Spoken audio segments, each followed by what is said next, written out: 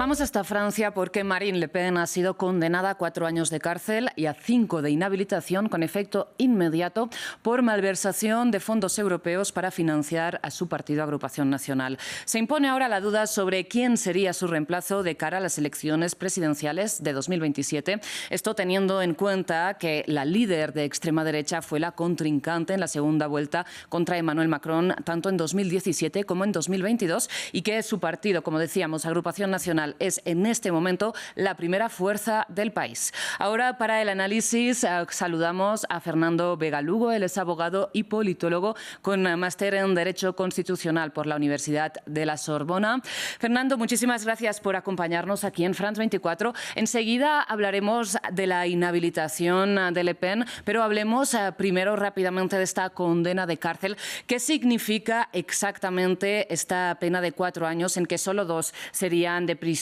firme? ¿Entraría entonces encarcelada Marine Le Pen? Buenas tardes para mí, buenas tardes para ustedes. Muchas gracias por la invitación. Realmente, como ustedes lo señalan, es un hecho bastante complejo y de alguna manera inédito en la historia de la Quinta República hasta el momento, con alguna semejanza a lo que pasó en su momento con Fillon. Y lo que significa concretamente hoy, digamos que todavía es el tema de la prisión es algo que todavía está, digamos, por determinarse, porque la decisión que seguramente va a tomar la defensa jurídica de Marine Le Pen es apelar esa decisión. Es decir, lo que hoy hay es una condena a una imposibilidad de presentarse a ejercer un cargo que es efectiva y que empieza, digamos, a regir en este momento independientemente de la posibilidad de una apelación, pero la prisión sí es algo que entra a apelarse automáticamente y que suspende en efecto la decisión tomada por la justicia en ese sentido. Hablemos entonces de la inhabilitación que, como usted señala, entra en vigor ya de forma inmediata, pero de aquí a 2027, el año previsto en teoría para estas elecciones presidenciales, ¿podría llegar a revocarse? Es decir, ¿la apelación podría tener lugar en estos 2 años que quedan? En efecto, sí, ahora entraríamos en una etapa donde nuevamente se reabriría el proceso, entre comillas, se abrirían nuevas audiciones que durarían más o menos un año y en un año y un poco más podría nuevamente haber una decisión de la justicia en el sentido de permitir o no que Marine Le Pen sea candidata, lo cual ya afectaría la campaña. Pero lo que podríamos empezar a más o menos especular con toda la responsabilidad del caso es que dado la manera en la cual se generó el juzgamiento, dado los elementos que tuvo en cuenta el tribunal digamos, para decidir esta condena, parecería hoy poco posible que en efecto pueda haber un cambio de la decisión en ese sentido, al menos en términos estrictamente jurídicos. Y si no hay un cambio en la decisión de la justicia respecto a la inhabilitación, como usted apunta, ¿quién podría ser el reemplazo de Marine Le Pen al frente de Agrupación Nacional para la campaña presidencial? ¿Podría ser Jordan Bardella? Ahí hay varios elementos que son súper interesantes. Lo primero es empezar a vislumbrar cuál va a ser la estrategia de Marine Le Pen y de la extrema derecha ante este nuevo escenario. Sin duda alguna, y ya lo hemos visto a partir de la reacción del Kremlin, a partir de la reacción de Víctor Orbán, va a haber una estrategia, podríamos llamarlo de alguna manera, trompista, frente a cómo a partir de esto se empieza a atacar la justicia, se empiezan a atacar las instituciones del Estado de Derecho, justamente para cuestionar el funcionamiento democrático e institucional de Francia y a partir de eso generar cierta radicalización en su base militante. Claro. Y sobre la base de eso, la estrategia no creo que se pueda definir tan automáticamente, decir listo, es Bardella y ya, porque lo que hemos visto también en el último tiempo es una reconfiguración incluso en ese campo político, donde hay figuras muy importantes y que han ganado mucho peso, como lo puede ser Eric Ciotti, como lo puede ser incluso hoy el ministro del Interior, Bruno Retailleau, que son figuras que si bien no hacen necesariamente parte de la misma estructura política del Rassemblement Nacional, sí son figuras que hoy han permitido digamos, representan o encarnan políticamente el mismo electorado. Entonces lo que vamos a seguramente empezar a ver es una disputa por ese electorado y quien toma el relevo de ese liderazgo natural y casi que incuestionado que representaba Marine Le Pen hasta este momento. Así que la figura de Jordan Bardella puede ser una figura a tener en cuenta, la figura de su sobrina Marion Maréchal es una figura también a tener en cuenta, pero insisto, dentro de la derecha republicana, como solía llamarse, hay hoy una clara decisión también de jugar dentro de ese campo de la extrema derecha para eventualmente construir una candidatura única y ahí puede haber un nuevo campo en disputa en ese bloque. Claro, como pasó, como usted señalaba, con Fillon, ¿no?, el candidato conservador de los republicanos, cuando se acabó retirando en la recta final y fueron votos que favorecieron, podemos decir, a día de hoy a Emmanuel Macron. Pero hablando de esa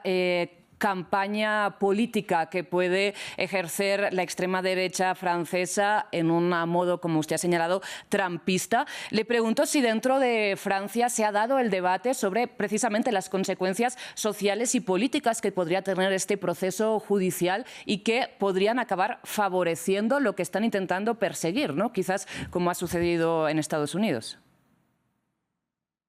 Sí, la diferencia con el caso de los Estados Unidos, que es una diferencia que de plano hay que evidenciar, es que Marine Le Pen en este caso está inhabilitada para presentarse a las elecciones, que no era el caso de Donald Trump. No es lo mismo el caso de un candidato perseguido por la justicia o incluso condenado que se presenta y va directamente a hablarle a sus electores, a poner la cara de persecución que aparece en el afiche, que un candidato, o en este caso una candidata que no tiene la posibilidad de entrar al juego de esa manera. Entonces, sí creo que más allá de lo que pueda pasar y de cómo se pueda desarrollar esa estrategia, sí creo que es un revés. Me parece que algunas personas, sobre todo dentro de la izquierda, creo que era el análisis un poco que hacían algunos diputados que escuché de la Francia insumisa, casi que veían como que una posible condena de Marine Le Pen era automáticamente un beneficio para la extrema derecha. Claro. Y yo creo que no es así. Creo que en efecto el hecho de que hoy